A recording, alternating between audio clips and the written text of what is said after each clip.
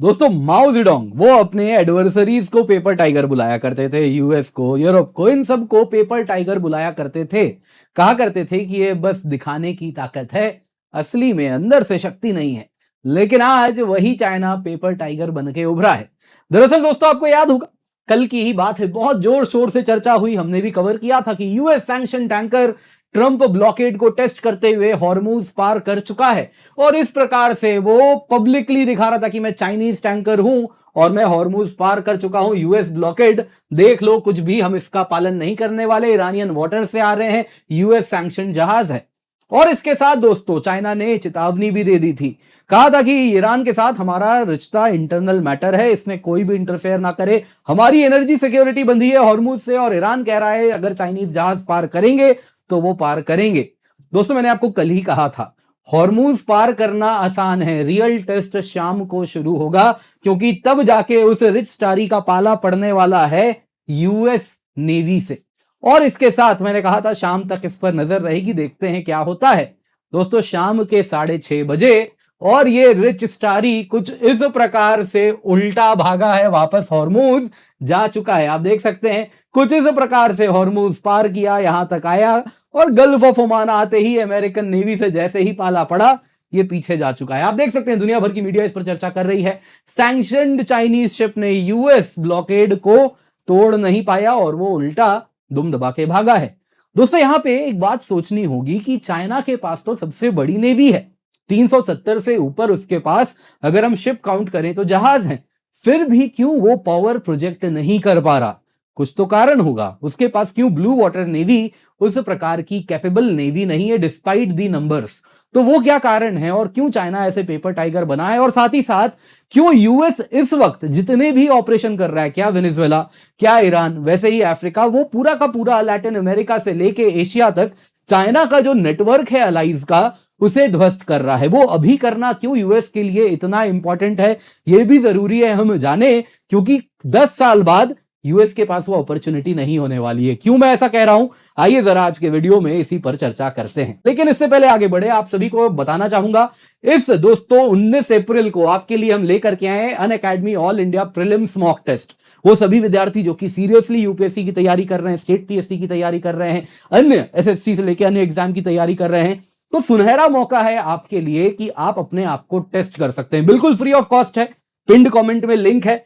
जैसे ही आप ये ऑल इंडिया यूपीएससी का मॉक टेस्ट देंगे, आपको आपका ऑल इंडिया रैंक पता चलेगा, पोस्ट टेस्ट एनालिसिस मिलती है एक्सपर्ट्स के द्वारा, फ्री मेंटरशिप सेशंस भी होते हैं, बोथ इंग्लिश हिंदी दोनों में ही एग्जाम अवेलेबल है और टॉप एजुकेटर्स के द्वारा यूपीएससी पैटर्न को ध्यान में रखते हुए पेपर बनाया गया है। तो आप सभी से निवेदन है, जल्दी से जाके रजिस्टर कर लें, एब्सोल्युटली फ्री ऑफ कॉस्ट है। सभी विद्यार्थियों के लिए जरूरी अनाउंसमेंट है, सभी आपके मित्रगण उन सभी के साथ ये शेयर कर दें, पिंड कमेंट में जो लिंक है वो भी अवश्य शेयर कर लें, ताकि आप सभी हमारे साथ जुड़ सकें इस 19 अप्रैल को। बाकी इस वीडियो को लाइक करें, चैनल सब्सक्राइब करें, बेल आइकन अवश्य दबा दें। तो दोस्तों अमेरिका का हॉर्मूज ब्लॉकेड जस का तस है, US sanction Chinese own tanker rich starry उल्टे पांव वापस भागा है पर्शियन गल्फ की ओर।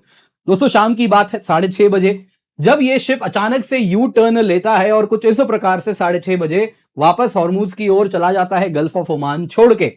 दोस्तों यहां पे अगर हम ब्लॉकेड स्टेटस देखें तो इस वक्त भी फुल्ली इन इफेक्ट है। सेंटकॉम का कहना है कि टोटल क्लोजर है, कोई भी ईरानियन एफिलिएटेड जहाज पार नहीं कर पाए हैं हॉर्मूज के आगे, पर्शियन गल्फ तक नहीं गए हैं, उसके गल्फ ऑफ ओमान तक नहीं गए हैं और उसके पहले ही उनको वापस पीछे कर दिया गया है। चाइना का पोजीशन दोस्तों यहां पे बड़ा डाइसी हो रहा है। बीजिंग ने क्रिटिसाइज किया था, कहा था ब्लॉकेड डेंजरस है, इररिस्पॉन्सिबल है यूएस के पार्ट में, यूएस को चेतावनी दी थी कि अगर इंटरफेरेंस होगा चाइना के एनर्जी इंटरेस्ट में तो इसके बड़े बुरे परिणाम होंगे। और उसके बाद अगर आप देखें तो ये जहाज, चाइना लिंक्ड जहाज, एआईएस में पब्लिकली बोल रहा था कि मैं चाइनीज जहाज हूं, उसके बावजूद भी इस जहाज को इस सारी वार्निंग के बाद पीछे मुड़ना पड़ा है। इसके बाद चाइना से कोई नया स्टेटमेंट नहीं आया, बस पहले स्टेटमेंट देके वो चले गए, रिच स्टारी पीछे चला गया, चाइना अब चुप है। इसके बाद दोस्तों जो बन के उभरा है वो यही दिख रहा है कि चाइना एक पेपर टाइगर है। रिच स्टारी इंसिडेंट दोस्तों टेक्स्ट बुक एग्जाम्पल है, चाइना टफ टॉक करता है लेकिन जब अपोनेंट शक्ति दिखाता है तो वो तुरंत फोल्ड कर देता है। कमाल की बात क्या है दोस्तों, ये पेपर टाइगर टर्म वही है जो कि माओ जेडोंग अपने अपोनेंट्स के लिए यूज किया करते थे, उनके लिए जो कि स्केरी ऑन पेपर है, लेकिन वास्तविकता में बड़े कमजोर हैं। और आज कमाल की बात है, यही बात चाइना के लिए पब्लिकली डिस्कस हो रही है। चाइना ने दोस्तों पब्लिकली ब्लॉकेड टेस्ट किया। मत भूलिएगा दोस्तों, स्ट्रेटेजिक एक्सपोजर था। रिच स्टारी डेलिबरेटली ब्रॉडकास्ट कर रही थी चाइनीज ओनरशिप, चाइनीज क्रू अपने एआईएस के द्वारा। इसका मतलब बड़ा क्लियर था, वो स्टेक्स बढ़ा चुके थे कि अगर आप इस जहाज को टच कर रहे हैं, यानी आप चाइना को टच कर रहे हैं। ठीक एक दिन पहले चाइना ने चेतावनी दी थी और उसके बावजूद भी चाइना फोल्ड कर गया। चाइना ने दोस्तों पब्लिकली ये ब्लॉकेड टेस्ट किया, सिंपल काम कर दिया। ईरान अगर आप देखें तो कंट्रोल करता है, तो उस पार्ट को क्रॉस किया हॉर्मुज। लेकिन जैसे ही यूएस इन्फोर्समेंट दिखने लगा इंटरनेशनल वाटर्स में, शिप तुरंत पीछे चला गया। कोई चाइनीज नेवल एस्कॉर्ट नहीं था, कोई पीएलए नेवी वॉरशिप वहां नहीं थी, और यूएस डिस्ट्रॉयर को किसी ने चैलेंज भी नहीं किया। कोई उसके बाद चाइना ने दोबारा धमकी भी नहीं दी कि अभी थोड़ी देर में हमारा जहाज आ जाएगा, देख लेना, ऐसा मत करो, कुछ भी नहीं। चाइना की तरफ से आई केवल और केवल चुप्पी। दोस्तों चाइना यहां पे आखिरकार किसमें लैक करता है, जिस वजह से ये पेपर टाइगर है इस वक्त, और एट द सेम टाइम क्यों यूएस के लिए चाइना को अभी रोकना जरूरी है, आइए जरा इस पर भी चर्चा करते हैं। चाइना के पास दोस्तों टेक्निकली दुनिया की सबसे बड़ी नेवी है, बाई हल काउंट 370 जहाज हैं। लेकिन ये ब्राउन वाटर नेवी है, क्योंकि अगर आप देखें तो ये फर्स्ट आइलैंड चेन के आगे ही नहीं जाते। दरअसल दोस्तों अमेरिका की चाइना को लेकर कुछ इस प्रकार से first island chain, second island chain, third island chain strategy है, जिसके द्वारा चाइना के खिलाफ यूएस का नेटवर्क ऑफ बेसेस है इस प्रकार, जिसके द्वारा चाइना को बॉक्सअप करके रखा गया है। फर्स्ट आइलैंड चेन है, फिर ऐसे ही सेकंड आइलैंड चेन यहां पे आता है, और फाइनली अमेरिका की कहीं ना कहीं शक्ति ब्रीच होगी जब थर्ड आइलैंड चेन तक बात हो जाएगी। लेकिन इस वक्त चाइना अगर आप देखें तो इसी प्रकार से ताइवान से लेके साउथ चाइना सी तक ब्लॉक्ड है, और कहीं ना कहीं लिटोरल वाटर्स में ही अपना पावर प्रोजेक्शन कर पाता है, डिस्पाइट द फैक्ट उसके पास 370 जहाज हैं। दोस्तों ये ट्रू ब्लू वाटर नेवी नहीं बन पाया है क्योंकि कुछ लिमिटेशंस हैं। पहला दोस्तों, ब्लू वाटर नेवी के लिए आपको चाहिए पावर प्रोजेक्शन, और वो आता है एयरक्राफ्ट कैरियर से। चाइना के पास वैसे तो 3 एयरक्राफ्ट कैरियर हैं इस वक्त, लेकिन सभी के सभी कन्वेंशनल हैं। एक भी न्यूक्लियर प्रोपल्शन वाला उनका एयरक्राफ्ट कैरियर नहीं है। नतीजा, aircraft carrier high tempo operations को 15 से 18 दिन के लिए ही कर पाता है, फिर उसे रिफ्यूलिंग चाहिए। और यहां पे मत भूलिए यूएस न्यूक्लियर कैरियर से जो 20 साल तक बिना फ्यूल के आराम से चलते हैं।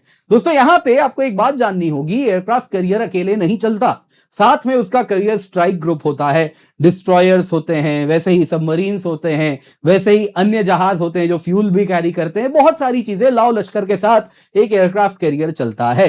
अब दोस्तों ये एयरक्राफ्ट कैरियर अगर उसको सपोर्ट इंफ्रास्ट्रक्चर नहीं मिलेगा तो इसके साथ जो कैरियर स्ट्राइक ग्रुप चल रहा है, ये बड़ा ही लॉजिस्टिकल टेल जो इसका है वो वल्नरेबल हो जाएगा। चाइना के पास ये सपोर्ट इंफ्रास्ट्रक्चर ही नहीं है, उसके ओवरसीज बेसेस बड़े लिमिटेड हैं। जिबूती में बेस है, जिबूती में क्या है दोस्तों, वहां तो तुर्की का भी बेस है, फ्रांस, तुर्की, आप कोई भी देश बोलिए, सबने बेस बना के वहां पे रखा है, वो तो भाड़े पे बेस देता है। वैसे ही अगर आप देखें तो कंबोडिया वगैरह में है, लेकिन अभी अर्ली फेज में है। दोस्तों ग्लोबल नेटवर्क नहीं है फ्रेंडली पोर्ट्स का, जैसे यूएस का है, क्या यूरोप, क्या अफ्रीका, क्या एशिया, हर जगह ग्लोबल नेटवर्क है जहां पे वो रिपेयर करता है, लॉजिस्टिक्स उसकी फुलफिल होती है, रिफ्यूलिंग होती है, जिस वजह से पूरा करियर स्ट्राइक ग्रुप मूव कर पाता है। चाइना के पास एग्जैक्टली यही नहीं है इस वक्त। यूएस दोस्तों जिस प्रकार का वॉर कर रहा है, ट्रंप 2.0 में हम देख रहे हैं, क्या वेनेजुएला, क्या ईरान, वैसे ही लैटिन अमेरिका को पूरा चाइना से काट रहा है, इसके पीछे कारण बड़ा क्लियर है। चाइना का जो ग्लोबल नेटवर्क ऑफ अलाइज है उसको अभी खत्म करो। कारण क्या है, चाइना अपनी ब्लू वाटर नेवी डेवलप कर रहा है, अभी वो डेवलपिंग फेज में है। चाइना का उद्देश्य है कि 2030 2035 तक उसके पास 6 एयरक्राफ्ट कैरियर हो जाए, और 2035 के अंत तक 9 हो जाना चाहिए, और ये most likely nuclear powered aircraft carrier होने वाले हैं। दोस्तों यहां पे एक बार चाइना ने ये डेवलप कर लिया तो यही देश, क्या वेनेजुएला, क्या ईरान, क्या लैटिन अमेरिका के अन्य देश, क्या अफ्रीकन कंट्रीज, वो सब अगर आप देखें तो चाइना को लॉजिस्टिकल सपोर्ट भी देने लगेंगे, जिस वजह से चाइना ग्लोबल पावर प्रोजेक्शन भी कर पाएगा। तो तब जब यूएस ब्लॉकेड लगाएगा तो चाइना भी अपने जहाजों को वहां भेज देगा और यूएस को चैलेंज करेगा। लेकिन इस वक्त चाइना के पास वो कैपेबिलिटी नहीं है, इसीलिए यूएस इस वक्त चाइना को कट डाउन कर रहा है, क्योंकि 2035 के बाद काफी देर हो जाएगा, तब चाइना को कट डाउन करना इतना आसान नहीं होगा जितने आसानी से वो आज कर पा रहा है। अक्सर हम सवाल पूछते हैं, ईरान वॉर में चाइना कहां है, ग्लोबल पावर प्रोजेक्शन कैपेबिलिटी ही नहीं है। वेनेजुएला में जो हुआ उसने भी चाइना मिसिंग था, उसके पीछे कारण यही है, उसके पास इस वक्त ब्लू वाटर नेवी नहीं है, जो कि इस वक्त केवल यूएस है जो उस कैपेबिलिटी के साथ दुनिया में एक शक्ति है। लेकिन 10 साल बाद वास्तविकता बदलेगी और कहीं ना कहीं यूएस उसी की तैयारी अभी से कर रहा है।